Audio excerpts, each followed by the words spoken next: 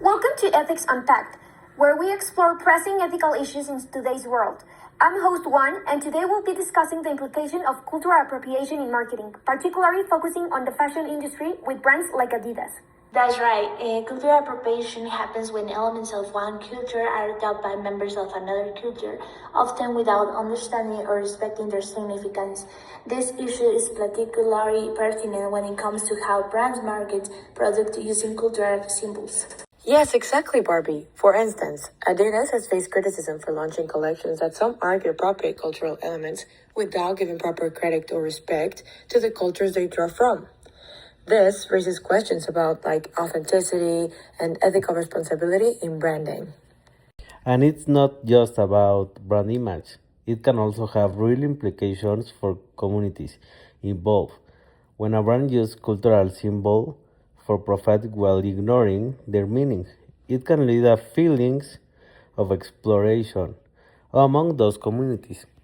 A great point, host 4. So, what do we think are the implications for brands that engage in cultural appropriation? Well, one major implication is the potential backlash from consumers.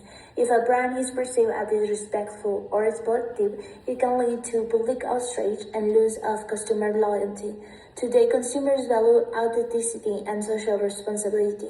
Absolutely. And beyond just customer backlash, there's the ethical obligation of brands to educate themselves and respect the cultures they draw from.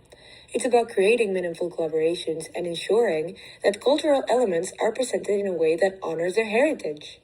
I agree. And when large brands like Adidas have the resources to engage with cultural specialists and community members, small brands cannot launch cross these ethical lines without realizing the implication. This is where education becomes vital. So, where do we stand personally? What are our thoughts on how brands should navigate this issue? Personally, I believe brands need to take a proactive approach. They must engage directly with the communities they want to represent, ensuring their campaigns are collaborative rather than appropriative. Yeah, I share that stance, Barbie. If brands openly collaborate with cultural representatives, it creates opportunities for dialogue and respect. This way, it helps to foster understanding rather than perpetuating harmful stereotypes. I agree as well. Transparency is key. Brands should communicate their intentions clearly and be willing to listen to feedback from the community involved. Great insights, everyone. Cultural appropriation is a complex issue that requires sensitivity and awareness. We hope this discussion encourages both brands and consumers to think critically about ethical marketing practices.